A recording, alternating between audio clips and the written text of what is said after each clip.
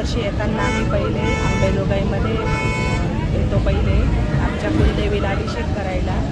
तर यावर्षी म्हटलं श्रावण आहे तर पहिलाच सोमवार होता, तर आम्ही आलो आहे परळीला। तर परळीला खूप गर्दी होती, इतकी गर्दी होती की आम्हाला जवळजवळ दर्शनाला आम्हाला 2.5 ते 3 तास लागले।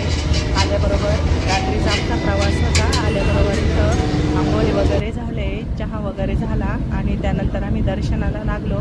तर दर्शन करायलाच आम्हाला जवळजवळ 2.5 ते 3 तास लागले। खूप वेळ गेला आमचा इथं, इतकी गर्दी होती, खूपच गर्दी होती इथं। हे बघा,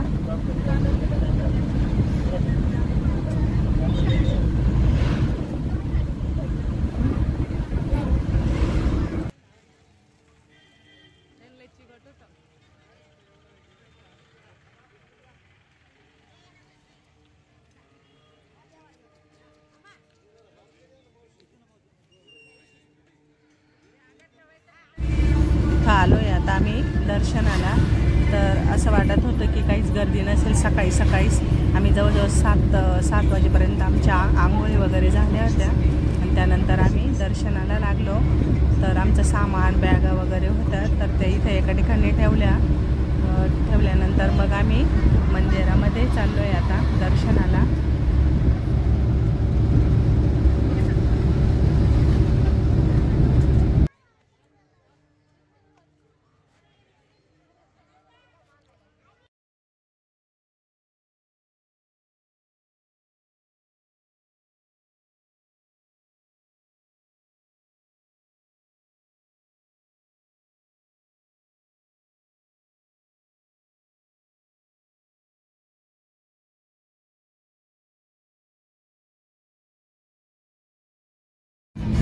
आलो इथं आता मध्ये,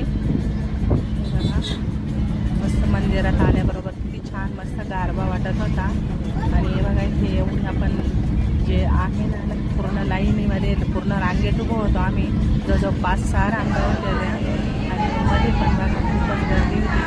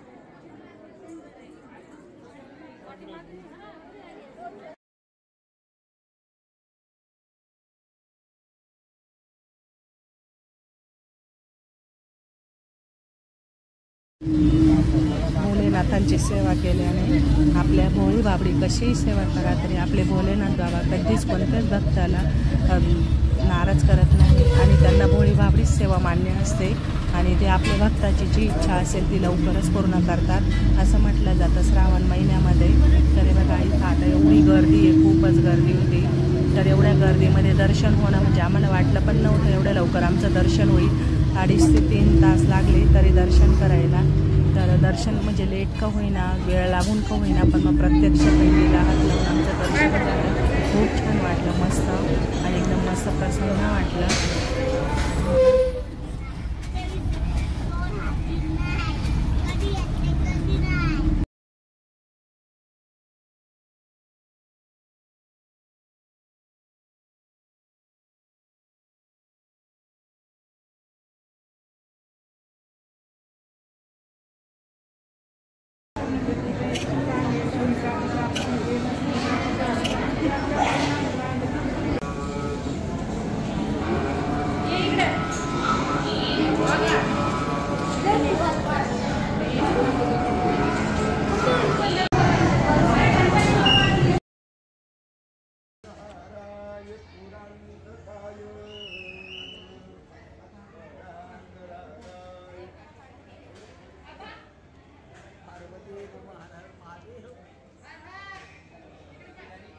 दर्शन झालं आहे आमचं आणि आता आम्ही बाहेर आलो आहे.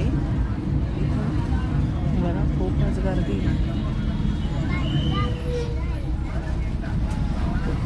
बाहेर पण बघा खूप मस्त गर्दी होती आणि असं मस्त प्रसन्न वाटत होतं.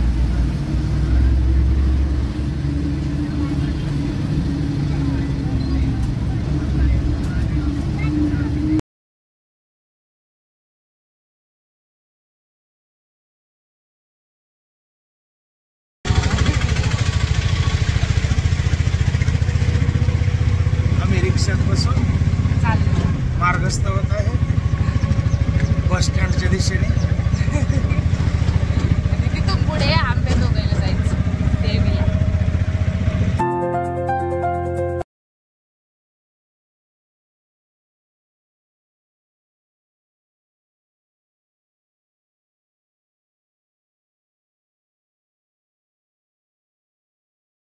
आम्ही आता अंबेजोगाईला आलो आहे. तर अंबेजोगाई म्हणजे आमची कुलदेवी योगेश्वरी माता.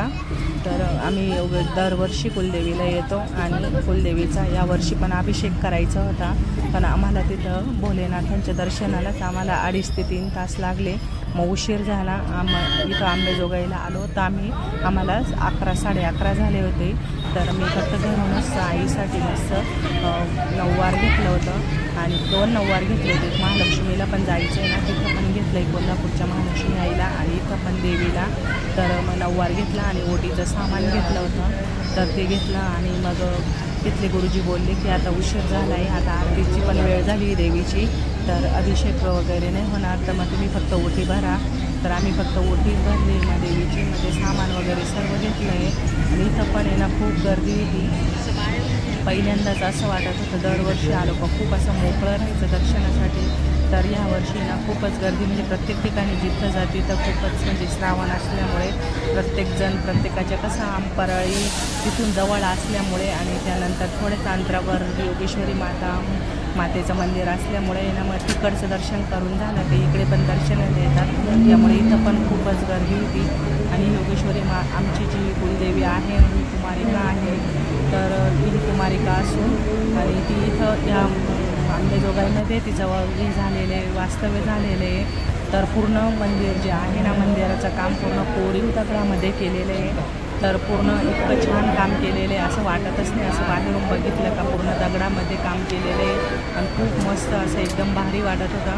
मंदिर असं छोटंच आहे मस्त, पण मग अशी इतकी भाविक आणि प्रत्येकजण कोणाचे असं म्हणजे ओटी भरणं, अभिषेक करणं, खूपच गर्दी होती. तर आमचा अभिषेक नाही झाला यावर्षी, तर तेच असं वाटतंय का व्हायला पाहिजे होता, पण आम्ही लेट झाल्यामुळे आमचा अभिषेक यावर्षी राहून गेला. तर परत पुढच्या वेळेस मी नक्की अभिषेक करेन देवीला. आणि बघा आता इथं आहे ना, इथून दर्शन वगैरे झालं आहे, मध्ये ओटी भरली देवीची आणि थोडा वेळ इथंच बसलो आहे आम्ही. तर इथं पण भरपूर गर्दी होती. काही भक्तांचा आहे ना अभिषेक वगैरे झाला होता आणि तर आता देवीच्या आरतीला सुरुवात होईल आणि त्यानंतर आरती झाल्यानंतर महाप्रसादाचा कार्यक्रम असतो इथं. तर महाप्रसाद घ्यायचा होता आम्हाला पण. आता मंदिर पण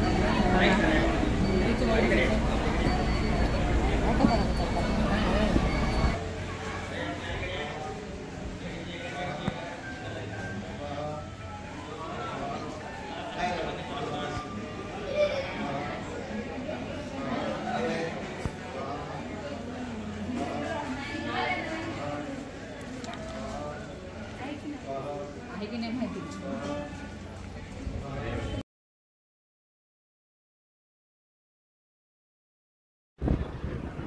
हा योगेश्वरी मातेचा देवार आहे.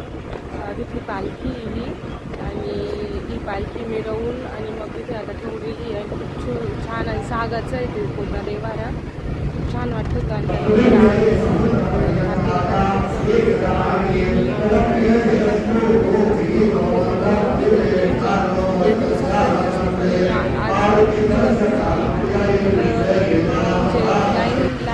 लाईन लागलेल्या होत्या इथून तिथून आणि हे मागचे द्वार आहे आणि इथून म्हणजे दर्शन करून बाहेर मग पुढे कसं जायचं. बघा आता इथं मग आम्ही पुढे निघालो. त्यानंतर आम्हाला आता तुळजापूरला पण निघायचं होतं लगेचच. बसने पटकनावरून आम्ही निघालो. आणि आमचा सगळ्यांचा लुक तुम्हाला कसा वाटला कमेंटमध्ये नक्की सांगा. आम्ही कसं दिसत आहोत सगळं, मम्मी पप्पा आणि मी. आणि चला आता सगळे दुकानं इथले सगळं आजूबाजूचा अंबेजोगाईचा परिसर आहे. अंबेजोगाई हे बीड जिल्ह्यामध्ये आहे.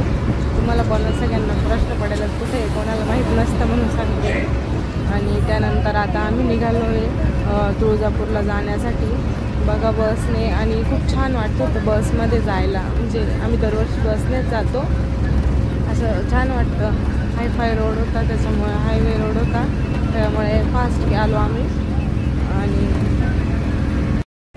आणि तुळजापूरला जाता जाता आहे ना उजनी गाव आहे, तिथे ना गावरान बासुंदी मिळते दुधाची. खूप छान बासुंदी. आम्ही दरवर्षी आलो का म्हणजे ही बस थांबतेच ना, तरी ती ही बासुंदी तिथं खूप छान लागते ही बासुंदी. चला व्हिडिओला एंड करूया. सर्वांना बाय बाय. भेटूया नवीन ब्लॉगमध्ये.